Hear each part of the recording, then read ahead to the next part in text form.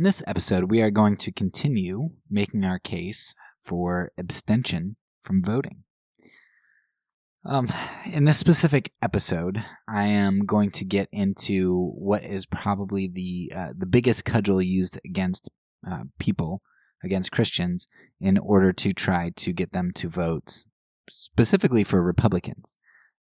So to don't abstain, don't vote third party, don't vote Democrat, because we have to vote based on one issue, and that issue is abortion. If you believe that that life in the womb is valuable human life, and then abortion is taking valuable human life, and that's a very, very significant issue. And I agree with that. It is a very significant issue. And if you go all the way back, I think it's season 3, I do a whole season on abortion. And I argue that, yes, abortion indeed is a very real, a very serious problem. And I even, morally speaking, I would go farther than the vast majority of conservative Christians in terms of what I think is appropriate in regard to abortion. We talk about ectopic pregnancies and other sorts of things. And so I am very much against abortion in terms of thinking that is a moral problem. It is something that we ought not to do as Christians. However, that issue is something that is used to guilt Christians into voting a particular way, even if that means doing injustices in other spheres of life, whether that is through the support of wars, especially unjust wars, anti-immigration, various race issues, economic issues, and the list could go on. Abortion trumps everything for conservative Christians, and it is used to excuse all sorts of things because, again, of the moral calculus that we talked about, viewing morality as an addition problem instead of a multiplication problem. It's interesting that Roe versus Wade has been overturned since I originally recorded this episode. And when I have talked about abortion, whether it's in my season on abortion or I think in this episode as well, I mention that, hey, you know what? You vote for a particular candidate to get Supreme Court justices. Indeed, you might end up getting those justices. And you might end up overturning Roe versus Wade. But I made, if I remember correctly, I have made predictions throughout the course of the last couple of years. And I said that, number one, I don't think overturning Roe versus Wade is really going to have much, if any, of an impact on abortions. In one sense, kicking things back to the states is going to make some states rescind or restrict abortions. So perhaps in those states, there are going to be less abortions. But then kicking it back to the states is going to mean that other states like California, New York, whatever, they're probably going to loosen up the laws, and you'll still have travel from state to state and such. So I didn't think that overturning Roe versus Wade was really going to have that much of an impact. And secondly, I said that we can't foresee the impact, all of the other things that might happen. If you start to do what the majority of society thinks is restricting freedoms, bodily autonomy, even if you as a Christian disagree with that, if society as a whole is not against abortion, and you start restricting what they perceive as the freedom of bodily autonomy, now what might happen is you overturn Roe versus Wade, you start to reduce abortions. Let's say you even are effective in that and reduce it for a bit. And then all of a sudden, you're going to have a large swath of the population kind of react to that. And you might have a pendulum swing back and forth with all kinds of repercussions that you can't foresee.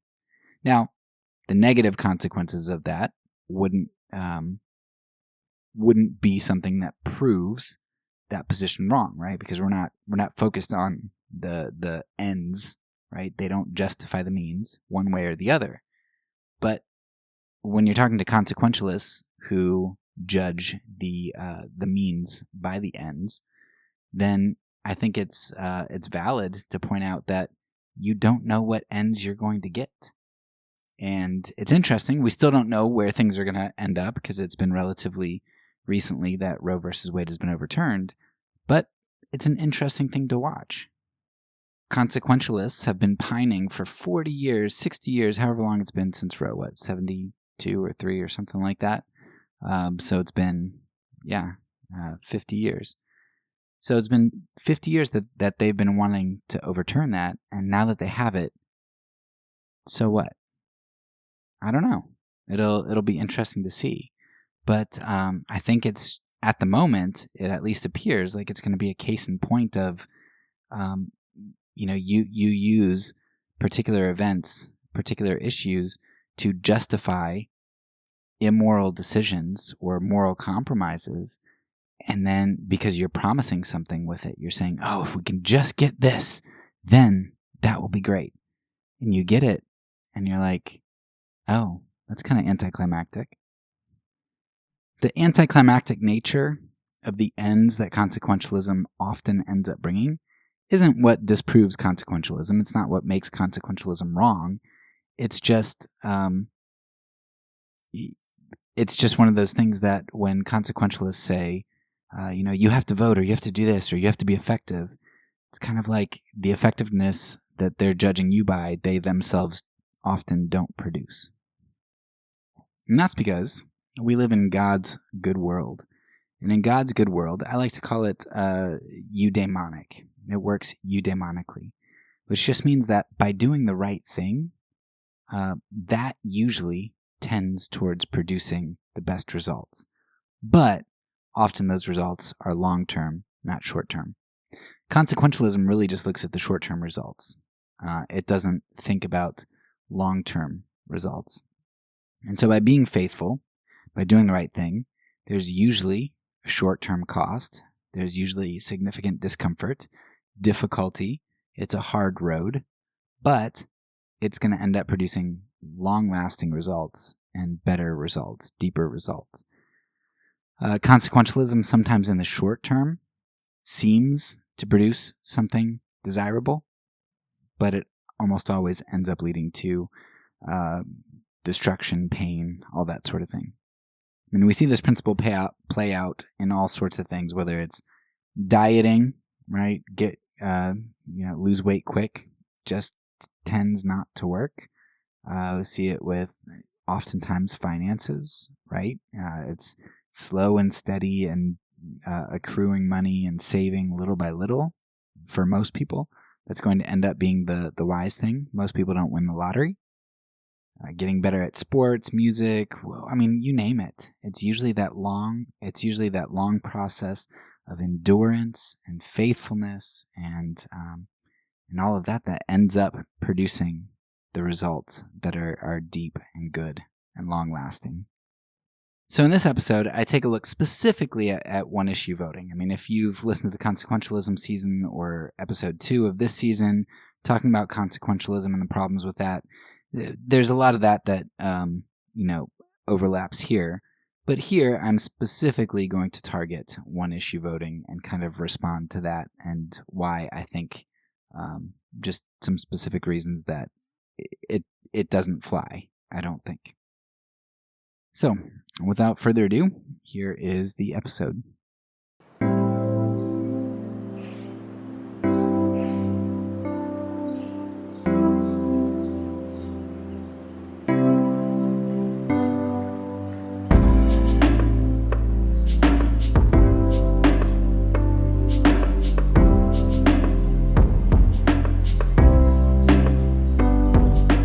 Welcome back to the Fourth Way Podcast.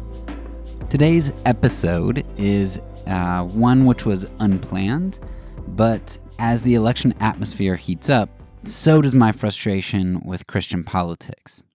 So I was actually sort of compelled to create this episode. It was kind of crawling out of my skin. I just had to do it.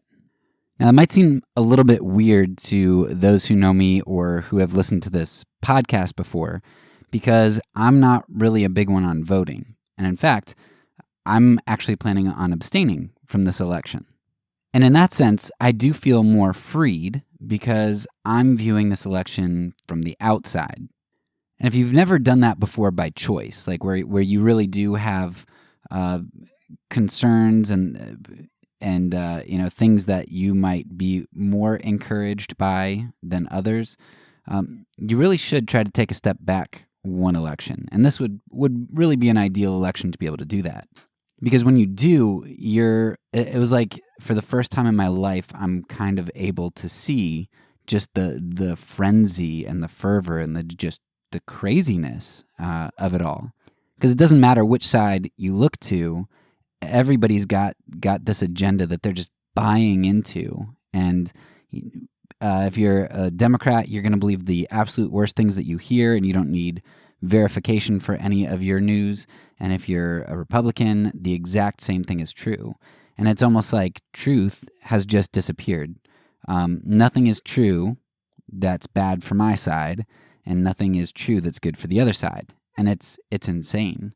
And this is the first time that I feel like I've actually been able to really step back and see that. And it's I don't know what better word to describe it than insane. So now I still have to struggle with what is true and what isn't, of course.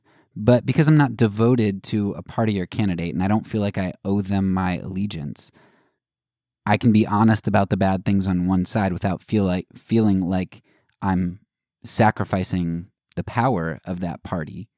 I feel like I'm able to be a lot more objective. And it's just an interesting feeling. It's an interesting feeling to experience, but an interesting thing to observe as well in our society. So then you might be asking, what could get me frustrated if I'm abstaining, if I don't really have a dog in the fight? And it's not in the Christian politics, it's not the politics part that I'm finding the most frustrating right now. It's more the Christian part. And that's because I expect people who are pursuing power and coercive force to be immoral and make moral compromises. I expect that from politicians. That's just par for the course, right? What bothers me isn't that the United States is going to hell in a handbasket as a result of politics. It's that as the world goes to hell, the church is failing to be a distinctive witness to an alternative way. My concern isn't so much the little k kingdom, the nation. My concern is rather the big K kingdom, the purity and witness of the church. Because I believe that it's the church that has the only hope to offer the world. By propping up and supporting the big K kingdom first, it will actually end up being better for the little k kingdom in the long run. And conservatives say this all the time with marriage, right? Don't put your wife first or your spouse first. Don't put your children first. You put God first. And when you do that, it ends up being better for your children and for your spouse. Well, I think the same thing's true of your nation. If you don't put your politician first or your agenda first, but you put God first and integrity first, then you maintain a distinctive witness. And even though you might lose some sort of power in the moment, in the long run, that's what's ultimately best for the nation. Unfortunately, the church in America, in my opinion, has started to view our role as compromise and complicity with evil in order to accomplish what we perceive to be God's ends, what we want God's ends to be or what we think his ends actually are. And this is highlighted nowhere better than in the echo chamber of politics. Now, since I'm in the conservative echo chamber, surrounded by conservative Christians, I want to do my duty and speak out against my own group's problems in this episode. I could certainly create an episode against the other side as well, but that's not what my heart and my group needs. We need to have a conversation with ourselves first. So let's start to have that conversation. Like I said, this episode was unplanned initially. I mean, yesterday I is when the idea came and I had to do it. And it's because I came across two pieces of media in the last few days, which kind of spurred me on to do this. And the first piece of media was Phil Vischer's video on abortion and politics. And Vischer said many of the same things that I said in my abortion series, and then some. I mean, he added a bit. He highlighted the impotence of politics to truly change things, and especially its inability to change hearts. And I think that's a really important point. I'm not going to spend too much time on here, but I will have a lengthy episode at the end of the next season. It's already recorded. I'll have a lengthy episode discussing legislation and what legislation really does and how it's more of a reflection than it is a catalyst towards good. But that's beside the point. I'll put a link to Vischer's video below in the show notes in case you haven't seen it. But that's not what caused me to want to do this episode. So I heard a podcast. I think it was a response in part to Vischer's video. And the podcast is from Wretched Radio. Now, Wretched Radio had Scott Klusendorf on, somebody who I had heard before, and somebody who I've actually drawn a lot from in regard to the anti-abortion position. So some of the things and probably some of the links that I have in the abortion series, you can find Klusendorf's name probably in a number of those there. In this episode, however, Klusendorf is going to connect his anti-abortion position to the importance of one-issue voting. He's going to connect his position to politics. And that's where I'm going to start to have a problem. Now, because I got this link from one of my wife's former apologetics professors, I know that it's going to be making the rounds really quickly, and it's going to encourage a lot of Christians to vote a particular way, or it's going to solidify their confidence in the way that they're already planning on voting. Right? We are in an echo chamber. Now, maybe that echo is good in this regard, and that's for you to decide. However, I want to provide a dissenting voice here and maybe help us have a conversation that I think is very needed in regard to this one-issue voting thing. So before we get into this, it might be helpful if you stop this episode and listen to the Wretched Radio episode, but I am particularly going to be pulling from the episode around the 23-minute mark, though I will refer to some things that are throughout the rest of the episode as well. But if you want to focus on just one section, it's like, minute 23 to 28 maybe, right before the commercial, I think. I'll try to summarize the portion I'm focusing on. I'll try to summarize that as graciously as I can. I hope I don't misconstrue anything or miss anything, but I'll give it my best shot here in case you don't want to spend an hour to listen to that podcast as well. So in the episode, Klusendorf argues that Christians ought to vote in a manner which limits the most evil and promotes the most good. Because abortion is obviously an egregious evil, and the most egregious evil in terms of what we're voting for, Klusendorf says that the Christian voter is obliged to vote for the pro-life candidate. To not do so would be akin to saying that one would not vote against Hitler and the Holocaust for some minor evils. Like, I wouldn't vote against Hitler, I wouldn't vote for a candidate who was just crass. I'd rather not vote, or I'd rather vote for Hitler because this other guy is crass. And then, as a down-to-earth, intuitive analogy, Klusendorf tells us to imagine that there's a fire and that there are people trapped inside a building. One man standing outside, and he's a really nice guy, at least on the surface, but he doesn't do anything to help the people trapped inside. Or maybe he's even holding a can of gasoline, presumably to pour on the fire. Now, there's a second man standing outside this building that's on fire, and this man is crass, and he decides to run into the burning building to save some people. Now, obviously, the nice guy in the scenario represents Democrats, and the crass one represents President Trump, just in case you weren't clear on who is who there. But Klusendorf asks us which one of those individuals would be moral, and which is the individual that we would cheer on. And obviously, you're intended to say, well, the guy who runs in and saves the people, of course, because what connection does his crassness have to do with his willingness to save lives? Klusendorf's arguments have a lot of intuitive force, but there are at least 9 problems I've identified, which I'll break up in this episode into 2 categories, the moral theological, and then more of the just practical factual, just things that I would take issue with. So let's go ahead and begin with the moral theological issues.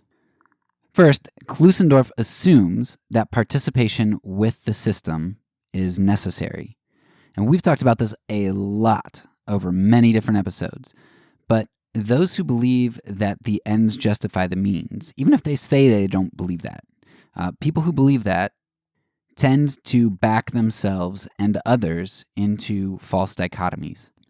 And that's part of the reason this podcast is called The Fourth Way.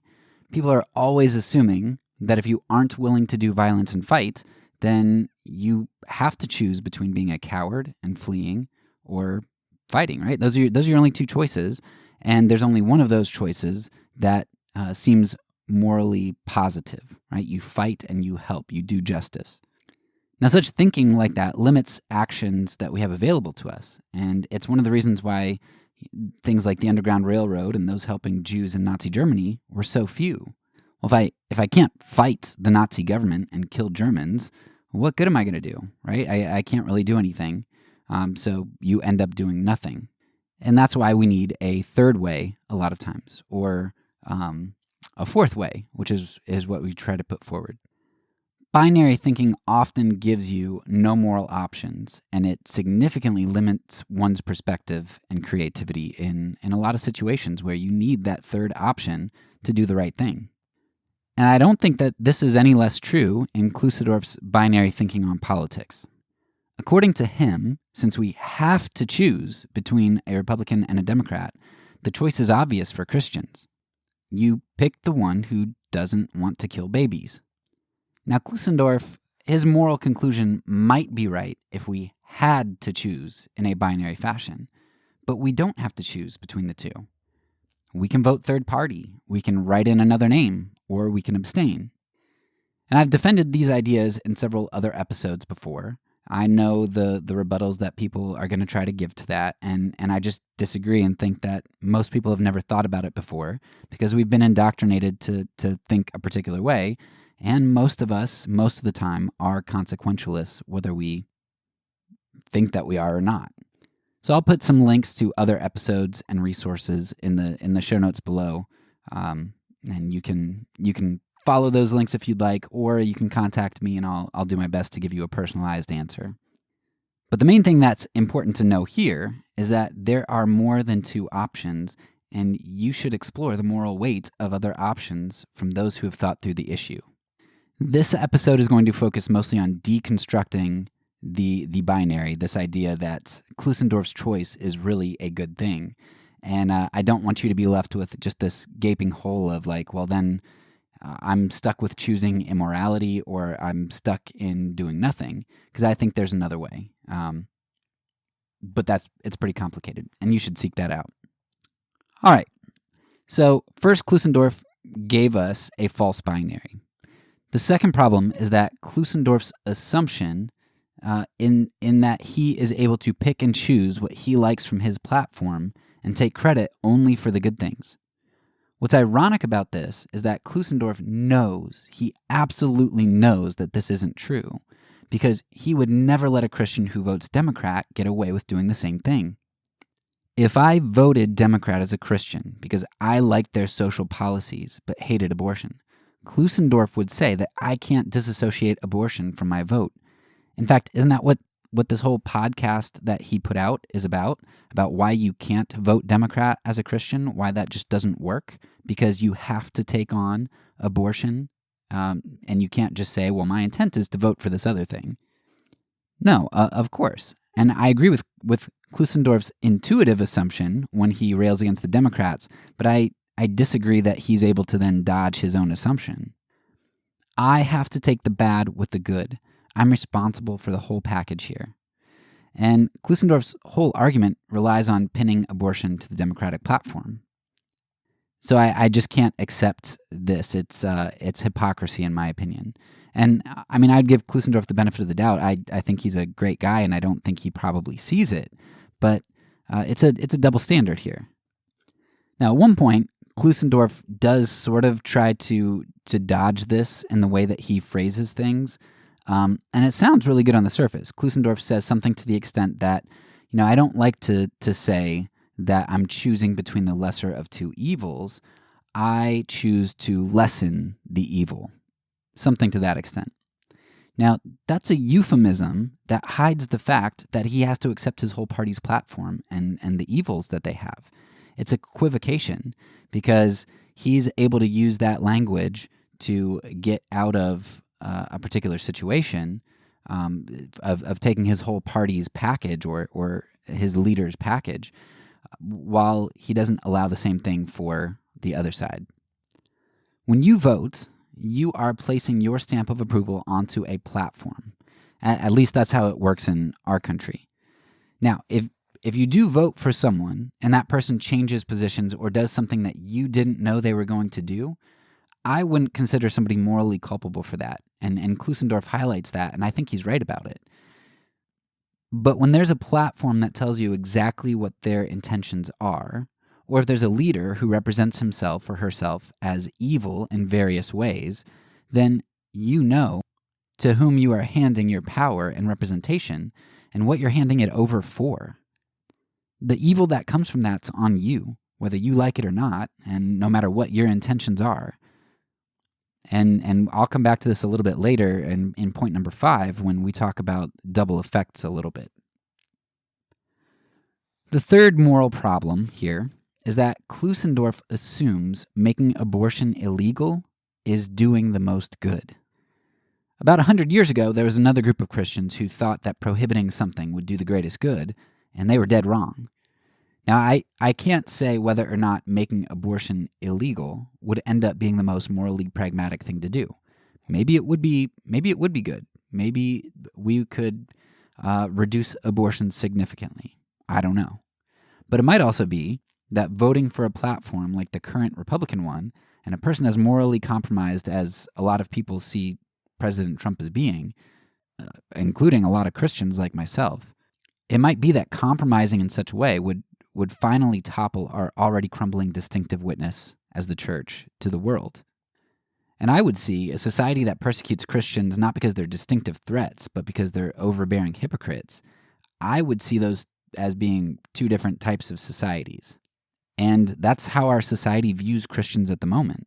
We tout a particular type of morality and particular ethics, which we ourselves then don't adhere to. When Christians were persecuted in Rome, it was because they didn't buy into the state. They undermined their gods and rulers, and they threw off their purple robes and threw down their swords. At our moment in history, we're pretty much doing the opposite. We're vying for power and attempting to wrest that out of the hands of leaders while not sticking to our moral distinctiveness. We might be salt and light, but we're salt without savor, and we are light that is hidden under a bushel. And I've seen this firsthand because since the last election, a lot of my atheist friends and acquaintances have lost their respect for Christians, what respect they had left for them, because they saw a Christian willingness to compromise with evil. Now, in this next election, being pragmatic or consequentialist as we are in our voting, we might get Supreme Court justices and the White House, and maybe abortion will decrease by 12% as is estimated with an overturning of Roe versus Wade. But maybe a bigger question is, what will the religious landscape and the fertility of the soil look like in the U.S. in order to get us that? And what might the backlash be in regard to legislation once the opposition gains control? It's quite possible that abortion laws will come back and be far more liberal than they are now once the opposition gains power. And that's kind of the point. We don't know what the future holds, and we don't know what ramifications our actions have. Yet Klusendorf in this episode is essentially justifying a position based on consequences, even though he says he's not. I would argue that he is, and we just don't know the consequences. Klusendorf thinks he knows what the greatest good is, but for him, the greatest good seems to be what he perceives to be the greatest immediate good. Now, if consequentialism were a valid means of justifying evil, which I don't think it is, that's why I have a whole season dedicated to that. But if consequentialism were a valid means of justifying evil, Klusendorf fails to assess the long-term landscape and the long-term goods he's sacrificing for potential, small, immediate gain. So even on Klusendorf's own standard of lessening evil and doing the greatest good, he might have convinced us that we could do the best short-term good for abortion by voting pragmatically, but he has not at all convinced me that that will do the best long-term good. In fact, I think it might do a lot of long-term damage.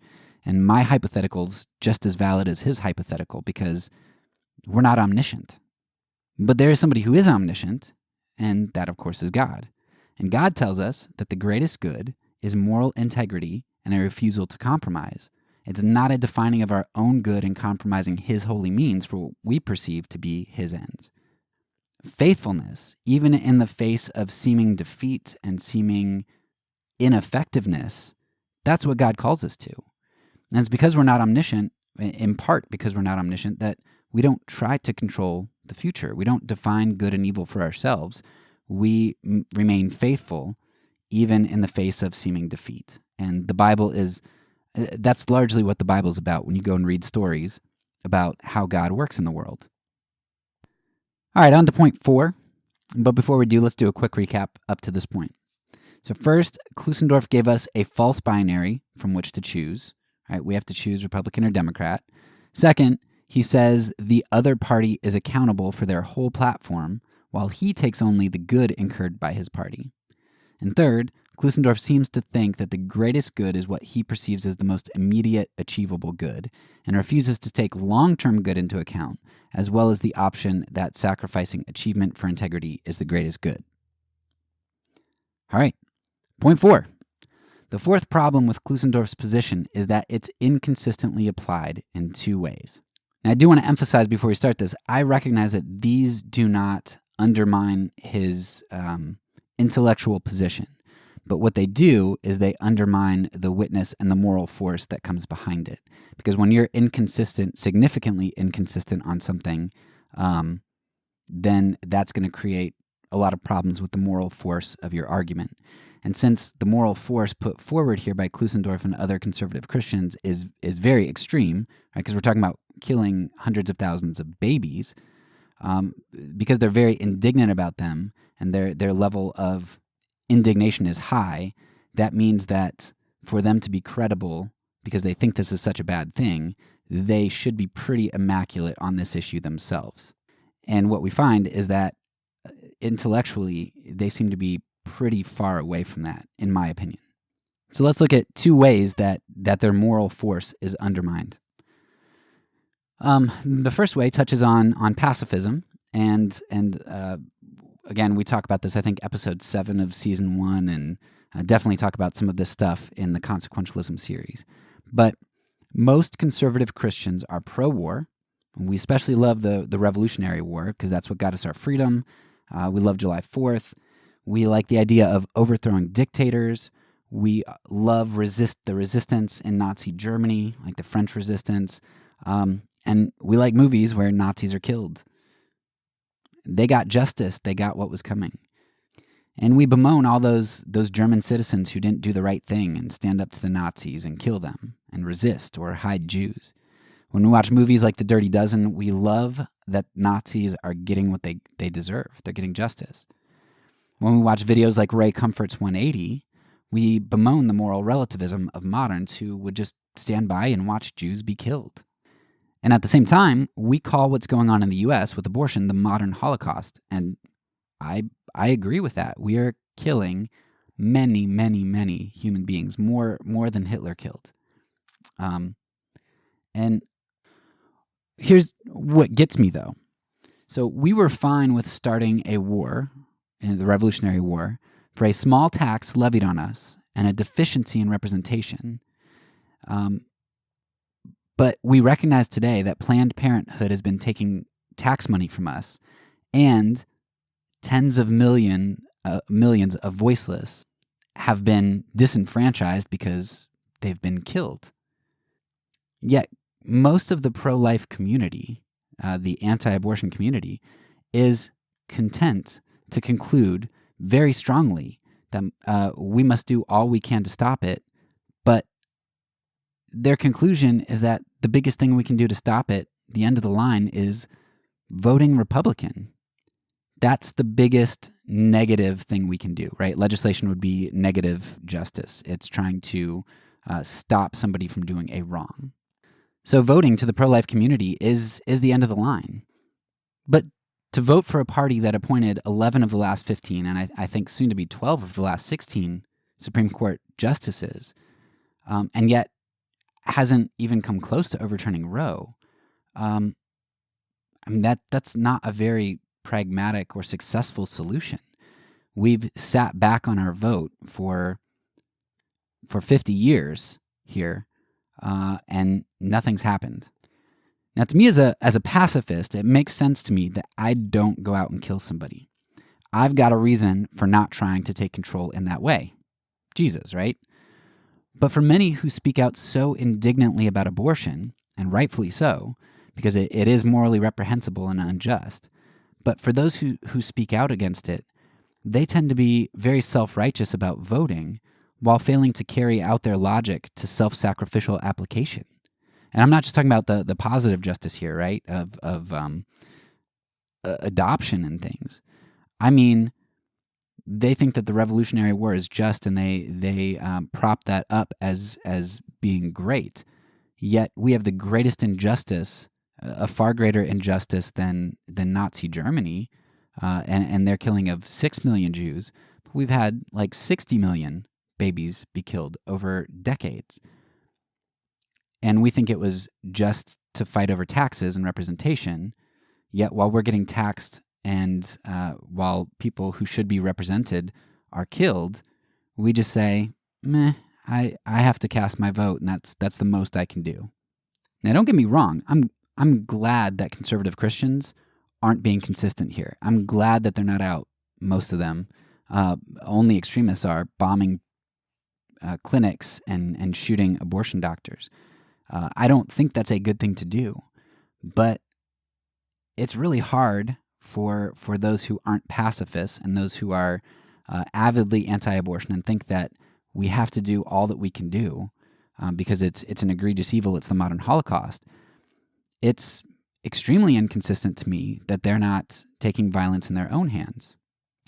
And there's a lot to flesh out there. You might disagree with me on that. I don't really know how. Which one would you throw out? The Revolutionary War, the illegitimate use of violence, or your comfortable life that keeps you from killing abortion doctors? I don't know. I don't know which one you'd throw out and how you'd do it, but there's a lot to unpack there, and I have a couple episodes on that you can explore. The second inconsistency that I see, though, in the pro-life community, and I could not find Klusendorf's position on this, but by and large, conservative evangelicals use forms of birth control which have, if not as a primary method, secondary methods of abortion, often, which is often the thinning of the uterine lining. Now, we discovered this a little bit like a year or two into our marriage, and just taking what was the name of the progesterone only pill or something. So taking something that seems harmless. It's not like the day after pill. It's nothing like that. But most forms of birth control of pill in pill form are going to have as a primary or as a secondary means abortion. They at least as a secondary means, you're not preventing conception. You're preventing implantation, and that's abortion. And most conservative evangelicals that we know, and I don't have stats on this, so I can't say. Somebody might be able to correct me on this, but if it's not the vast majority, there are a lot of conservative evangelicals that are very anti-abortion, but are very pro-birth control pill, without caring that it's really abortive. And on top of this, there are many conservative evangelicals who are okay with allowing abortion for rape, ectopic pregnancies, as well as some other circumstances. Now, I know that's contentious, and we do have several episodes on ectopic pregnancies, and I do know that that's a difficult topic, and I don't want to be judgmental about that because we know people who've gone through that, and it's a difficult choice, and we thought that we might be faced with that choice at one point, and it is difficult. I understand that, But we're not talking about what's easy or difficult here. We're talking about intellectually, morally, theologically, how are we going to be consistent? Let's just suffice it to say that we are okay with killing kids in circumstances we deem necessary and outside of our control, outside of things that our wealth and good family structures can prevent us from having to face, yet we find it abhorrent when others kill in circumstances that we think they could have prevented. And again, I'm not going to be able to defend why I think these situations are wrong to kill in, but in the next point, we will touch on double effects, and you could kind of pull out my rationale for why things like ectopic pregnancies are problematic for Christians. And you can also visit some of the other episodes. Again, I will post below. So I don't know Klusendorf's specific stance on all of this, but I'm pretty sure he's pro-abortion in ectopic pregnancies, and I'm pretty sure he's pro-Revolutionary War, but he might not be. But I do know where most conservative Christians are going to wind up on this. So the righteous indignation against abortion seems a bit much in light of the inconsistency of our willingness to commit abortions out of convenience or to not do all that we can do to stop abortions. Again, this doesn't disprove Klusendorf's stance in his podcast, but I think it significantly weakens his moral force as well as the moral force of the one-issue voting argument. All right, for the last theological/moral issue, I am going to double dip here with an issue that I'm going to actually use as the first point in the next section after this breakup. So my fifth issue is that Klusendorf fails to recognize that the president's crassness, as he calls it, isn't a double effect. So we've talked a lot about Aquinas' idea of double effect on this podcast, and it seems like people just love to over-apply and therefore misapply double effects. And to refresh, let me give you two scenarios, one which is a double effect and the other which is not. So here's a legitimate double effect.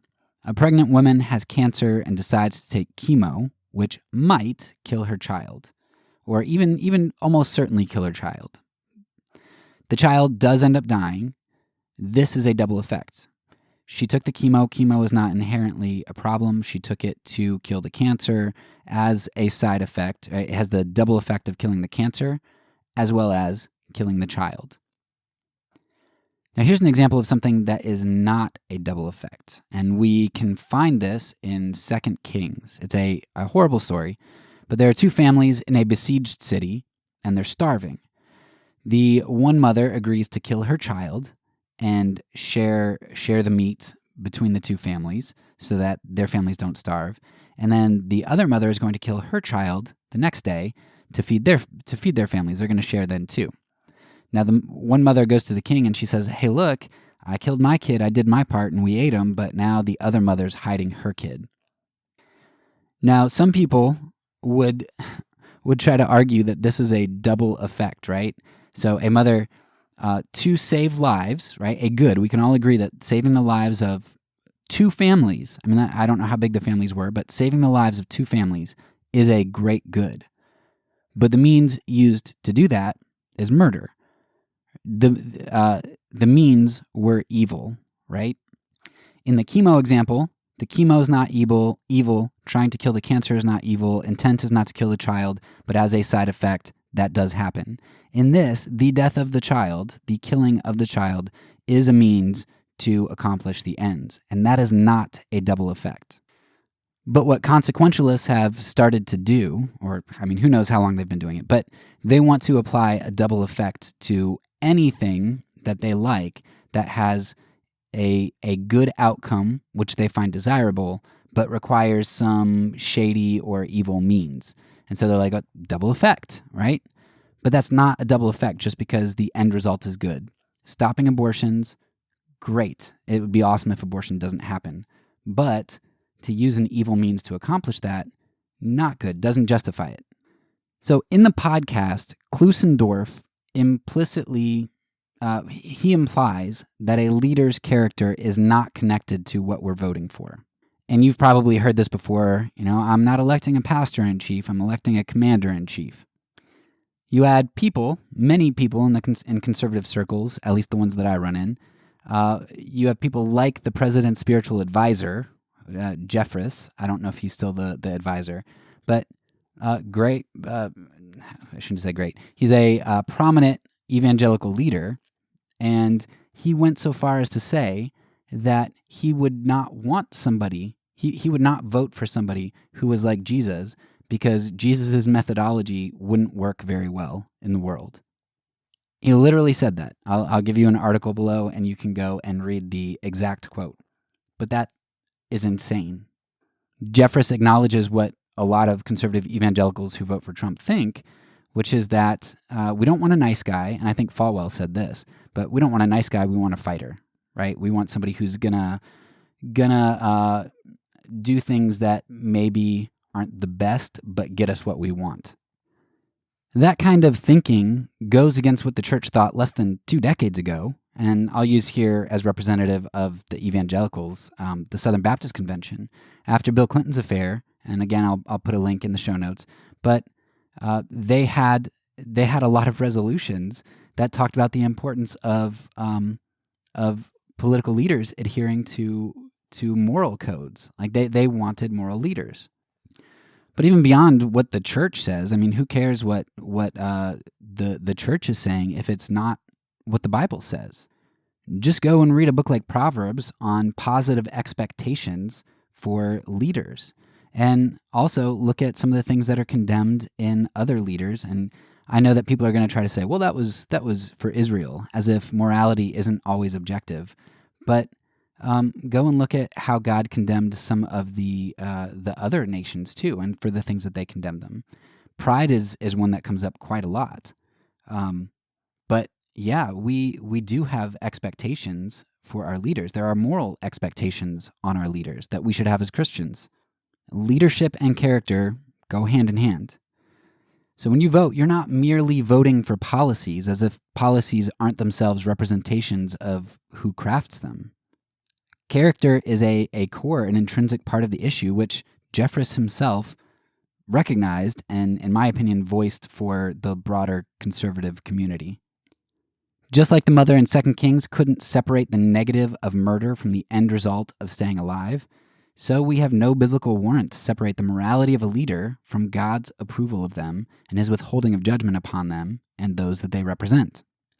When someone votes for a platform with clear moral issues or a leader with clear moral deficiencies, that's not a double effect. As Jeffress and many Christians recognize, the main reason they like Trump is because he's not like Jesus. He fights in a way that we think is going to get us what we want, even if that what we want is a good thing that is outside of ourselves, like saving children's lives. The president's moral character displayed prior to an election isn't some secondary problem that rears its head down the road. It's a part of what you're signing on to, especially if you believe in biblical character, biblical leadership, and you recognize the connection between trees and their fruit. Klusendorf wants to divorce moral character from the election, but that's something the church hasn't done until 4 or so years ago, and something that the Bible definitely doesn't do at all. All right, so let's move away from the moral theological issues now and look at what I think are some of the more technical or pragmatic issues. I don't know, they might have some overlap with moral theological, but I don't know, I split them up, so here we go. First, I'll do my double dipping. For the 5th point above, I met Klusendorf where he was, and I used the president's, quote, crassness as our example. However, I think that move by Klusendorf is disingenuous. It's similar to what Grudem does in his article defending the president. So what Grudem ends up doing is he says that the president isn't morally compromised, and then he spends the rest of the article telling us all the positive results we'll get for voting for him. So he pretty much refuses to defend his assertion that the president isn't morally compromised. He just kind of asserts it. And then he uses the legerdemain to insert good things we want to hear, and that will make us make our lives easier and want to vote for him. And I didn't like that. In a somewhat similar move here, Klusendorf sets up a straw man when he implies that those voting against Trump are doing so simply because he's crass, right? Oh, he's not morally compromised. He's a little crass, maybe. I ask myself, is he really going to boil down the moral issues that so many Christians have with our president and his party as being represented in this word crass? That just seems extremely dismissive to me. Now, whether we're talking about the president's sexual ethic, the lying, inciting anger, the disrespect towards others, his itching ears and refusing to listen to advisors, the nepotism and self-interested deals that he pushes through, etc., list goes on, that's more than being crass. From just what I remember, like when I read through Proverbs and when I think of the Bible in terms of leadership, pride and selfishness are two really big issues for leaders, and they're two of the biggest things that I see in President Trump. Now, maybe that's true of all politicians, but I don't have to defend my vote for another politician because I'm not doing that. But that's a problem. And it's not a problem of being crass. It's just not a fair representation at all to say that or imply that people who don't vote for Trump feel that Trump is disqualified because he's crass. That's extremely dismissive. Second, there is a huge assumption here that Biden is dumping gas on the burning house and that Trump isn't. Now, maybe Trump is running into the house to save kids, but who's to say that on his way out he's not tripping some immigrants and poor people, to get ahead? Morality isn't simply taking the act we think is most important and using that to eclipse all other moral considerations. For many Christians who can't vote for Trump, abortion is important, but it doesn't justify what seems to be non-Christian positions against other significant forms of injustice towards groups that the Bible identifies over and over and over as the oppressed. Biden and Trump might both be pouring gasoline on different houses that are on fire, but I don't think that it's a fair assessment to just say that Biden's out there dumping gas and Trump isn't dumping gas on a different fire. All right, third, Klusendorf not only assumes that Trump isn't dumping gas on a fire or tripping people on his way out, but Klusendorf also assumes that the Democrats are holding gasoline in their can and not water. At one point on the podcast, they even say that Biden, I don't remember the exact quote, but I think they say that Biden wants to kill more babies, like he wants to kill children. Meaning in abortion, like he's going to set up laws so that more can be killed. Like he wants that. Now, I'm sure you could find a Democrat who hates babies, but most Democrats would prefer to reduce abortions despite wanting them to remain legal. There's a lot of this loaded language that goes on in the Wretched episode, and I really don't like it for that reason. It's one reason I really don't like either side of politics, but it's always so loaded and condescending. But, well, and hopefully I avoid that, but, I definitely am not above that. So if I am condescending, please correct me and I will apologize, because sometimes it's hard especially when you're doing an episode like this. A lot of times I write the episodes a while before, like months before or weeks before, and then I go and record them, and that gives me time to kind of settle down, but this is pretty fresh. So please forgive me if my tone has been negative. Anyway, moving on. So if you go to Vischer's video, if you're familiar with that, his video identifies that abortion has been steadily going down for decades, regardless of who is in office. Now, it goes down for different groups disproportionately, and I did an episode on that, but it goes down overall, regardless of who's in office. And we could posit many different explanations for why this is the case, but we have a good idea that better healthcare and better education contribute to it. Pulling people out of poverty contributes to this.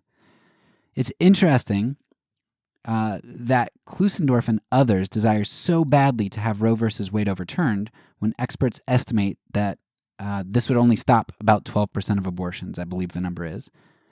Pro-lifers say, what do you mean only 12%? That's hundreds of thousands of babies over the course of a decade. Right, I agree with that. Hundreds of thousands of babies saved. Awesome. Yet when some want to vote Democrat, arguing that Democratic policies, which provide better health care and education and assistance to poverty, will bring the numbers down, conservatives scoff at this and say, well, that's not good enough just to bring the numbers down. We want to overturn Roe versus Wade. Yet what conservatives are most conservatives, there are some abolitionists who won't stop at anything but pure abolition, but what most conservatives are ultimately fighting for is further out of reach than fixing education and healthcare, and it itself doesn't abolish abortion. Very few Christians are fighting for the abolition of abortion altogether, as many either want it legal in some cases like rape, incest, fetal deformities, most birth control, which is abortive in nature, or ectopic pregnancies or medical emergencies. And they're willing to compromise to do what they feel they need to do to reduce abortion numbers. So it's a double standard, really, because most Democrats are seeking to do the same thing. Let's say that abortion is the fire in Klusendorf's analogy. There are many on both sides who want to implement policies which help women not to get into those situations. You might say it's similar to alcohol. Prohibition didn't work, and we recognize that alcohol is a serious problem still today in terms of the lives that it kills or ruins. Neither side wants death or destruction from drunk driving. We don't say that just because Republicans aren't looking to repeal alcohol or make it harder to get, that they therefore want to increase drunk driving deaths. No, that's absurd. They do the best that they can to limit what they recognize as something that's not great for society. I know that the analogy isn't perfect, and I might be able to come up with a better one on not so short of notice, but I think it works if you kind of take the heart of the issue there. Republicans aren't pro killing people in drunk driving just because they don't abolish alcohol. And Democrats, with some of the policies that they put forward, with education or poverty or healthcare, now you might disagree that those things work. You might say, well, those don't work to do what they say they're going to do. Well, that's fine. Great. We can have a discussion on whether or not their legislation works. But they think that it works, and so their intent is not to kill babies, but to diminish the killing of babies. In just the same way that most Republicans are not really seeking full abolition of abortion and still want it in their birth control pills or in other cases like rape and incest. So I would take it that there's a fire and both sides are trying to stifle it a little bit, but I don't think any side is trying to dump gasoline on it. Finally, Klusendorf and the pro-life community forget that their enlightenment was a process, and their conversion to a pro-life position and advocacy was tainted by other factors. So the pro-life position is clearly an early church position. You can find very early writings talking about infanticide and even abortion, which I didn't know until a couple years ago. I thought they'd only talk about like exposing infants. I didn't realize that they had procedures and medicines that were abortive. I mean, it shouldn't have surprised me, but yeah, the early church does talk about that.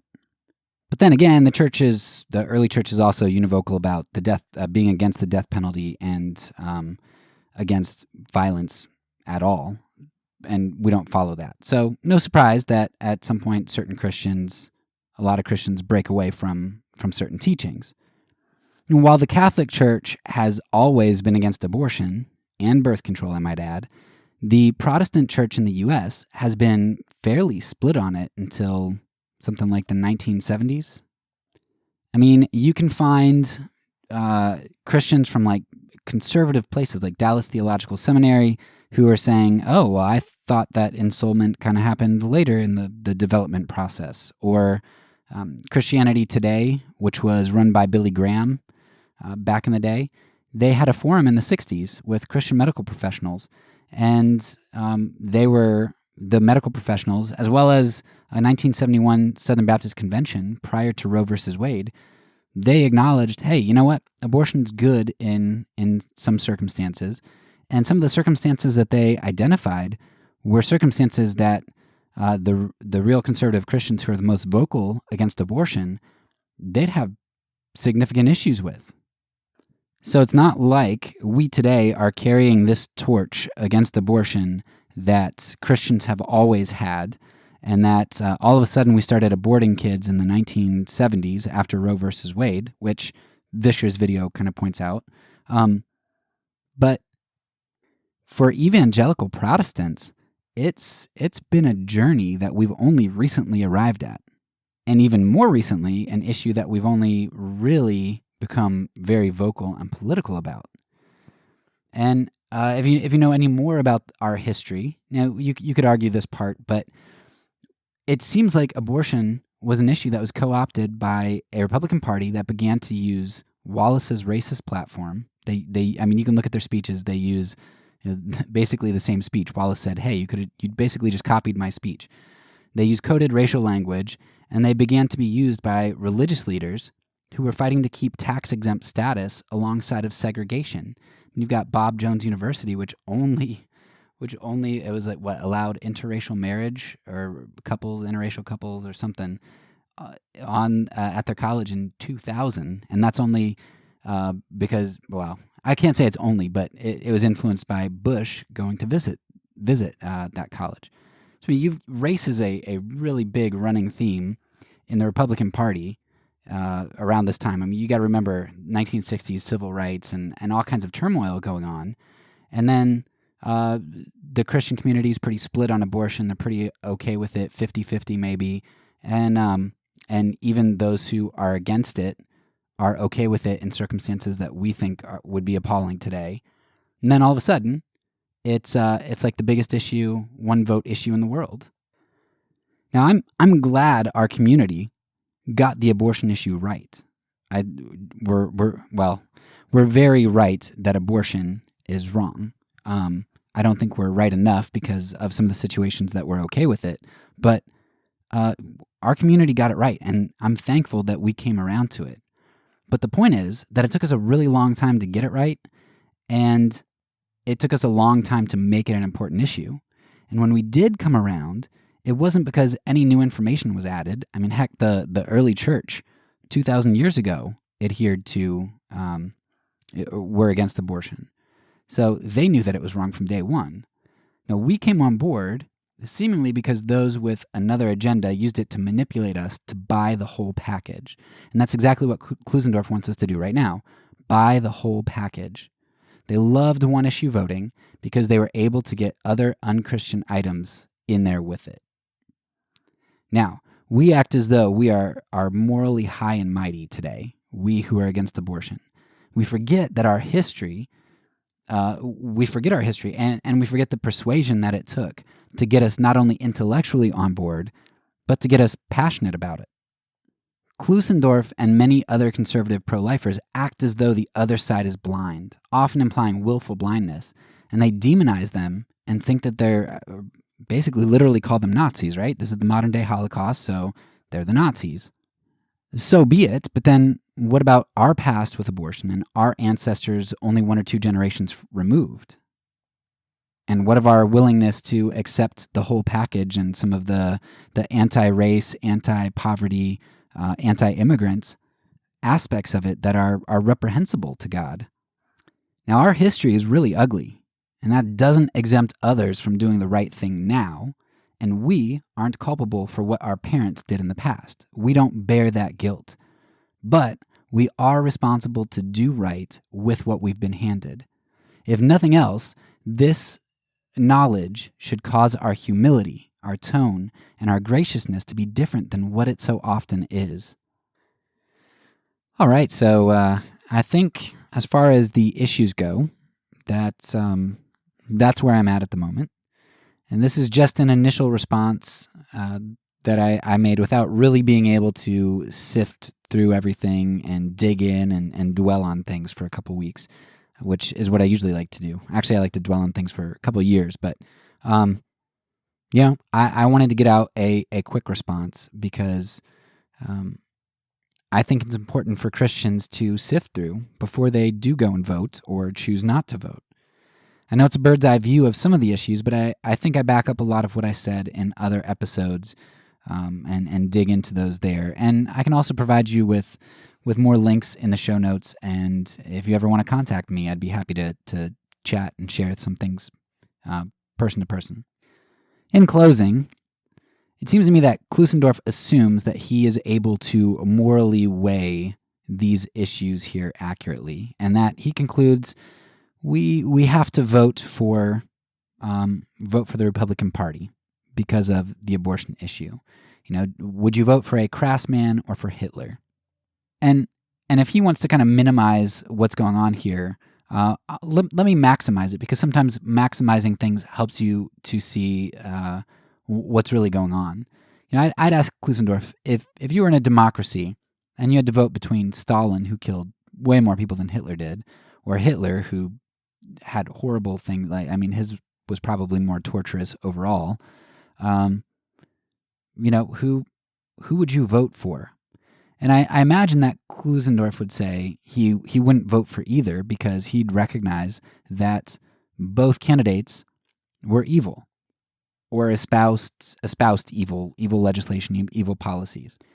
We recognize that when we have two people so clearly evil, we would not want to join ourselves to them. But how many babies' lives have to be taken for you to not vote Democrat? And how many minority lives, poor and immigrants, have to be taken for you not to vote Republican? When you start playing the consequentialist game, you are just playing with degrees of evil. And to think that you can mess with any evil and have that deemed just and good by God, that's a problem. That's not objective morality, that's relativism. That's consequentialism. That being said, I do appreciate Klusendorf. He's been a big influence on me in terms of my understanding of abortion and the arguments against it. I think he is right about how unjust abortion is. However, I don't think that he, along with most conservative American Christians, recognize how abhorrent the political idolatry is that we adhere to, and the political landscape and what we're really getting on board with. It causes the church to lose its distinctive witness. It has us vying for power plays, which ironically is condemned when it comes to racial justice in our society amongst conservative Christians, right? But it's pursued when we talk about abortion. If I talk about race, just preach the gospel. You're a social justice warrior. But when it comes to abortion, vote Republican and let's be activists against abortion. I mean, that's duplicitous. That's a problem. We equivocate on this idea of gospel and the idea of social justice, and it's ugly. It's really ugly, and we don't see it. But unfortunately, people who aren't Christians and people who are leaving the church do see that. Ultimately, my concern isn't whether you vote or not. I think as a Christian, not voting would probably be better, which is why I'm not doing it. But I do get why some people vote certain ways. I'm at least sympathetic with that. But what I am concerned with in this episode is that if you do vote, you should do so with an understanding of how some Christians might be able to vote differently than you, or not vote at all. And hopefully, you have a better understanding that your vote isn't some action that makes you morally better than someone else. You're ascribing to some set of evil. You can't do what Klusendorf did and call out the other side on taking the whole package while you yourself only take the good. When you vote, you are divesting your power in someone and some party, at least in the case of the United States, which has some egregious moral problems both ways. If you vote, any vote should be done with sorrow, not fanfare and joy like most people are doing. Hey, my guy, get my guy in. And then putting the voting stickers on that, hey, look, I did something awesome. No. We should be we should be doing our voting, not propping up any particular candidate, but voting with sorrow at our moral landscape. And any candidate who gets into office, whether that's your candidate or the other team's candidate, either candidate should draw just as much scrutiny from you as they do praise, whether it's the candidate you didn't vote for, right? Or the one that you hopefully begrudgingly voted for.